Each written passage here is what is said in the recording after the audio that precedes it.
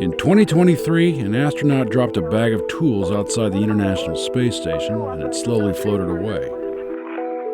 If you drop something on Earth, you just pick it up. But when you drop something in space, it becomes space junk. And it's now traveling faster than a bullet. We see it?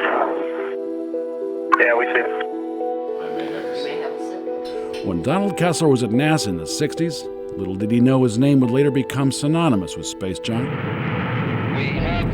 He predicted that over time, nations would launch so many satellites and spacecraft into space, the remains of those objects would create enough space debris to put operational satellites and even astronauts' lives in danger. You end up with an exponential growth.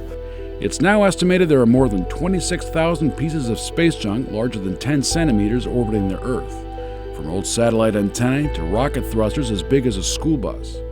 Add to that total the more than 190 million other pieces smaller than 5 centimeters and even smaller than that. This includes lost screws, cables, or other things broken off from collisions or age.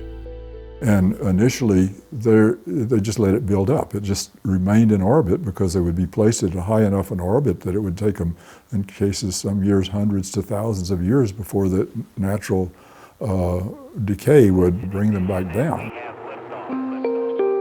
Kessler started as an astrophysicist at the Johnson Space Center at Houston, where his first job was to figure out how to protect spacecraft from meteoroids flying in from outer space. Some the remnants of the creation of planets and stars that arrive in our solar system at incredible speeds and smash into each other in the process, creating more and smaller versions of themselves.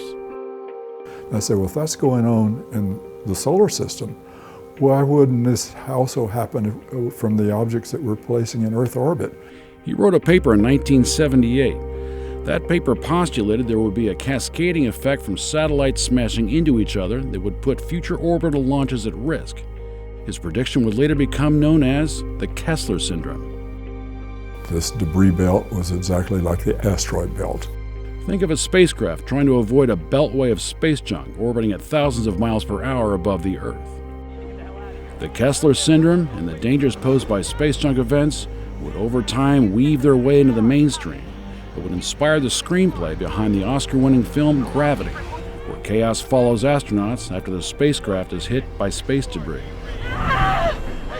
He even got the nod from director Tim Burton when his name was borrowed for a scientist in the movie Mars Attacks. We're speaking with Professor Donald Kessler. Hey, Don, we're going to this movie. We want you to come with us. Kessler says satellites are like any piece of machinery. They get old and break apart from collisions or wear and tear. They must then be either repaired or be replaced. Trouble is, there aren't any galactic landfills available that will take that trash. So how did we get here? The United States launched its first satellite in 1958, called Explorer 1. This was 1 year after the Soviet Union launched Sputnik. Many say that marked the beginning of the space race. And it also marked the beginning of the space debris pileup. Over the years, the U.S. and other countries would send up satellites for weather, telecommunications, and defense. Right now, there are about 8,400 active satellites in orbit. But this doesn't include all the satellites launched over the past 50 years that no longer work. There was a source of just paint flakes, like paint on your house will eventually fall off.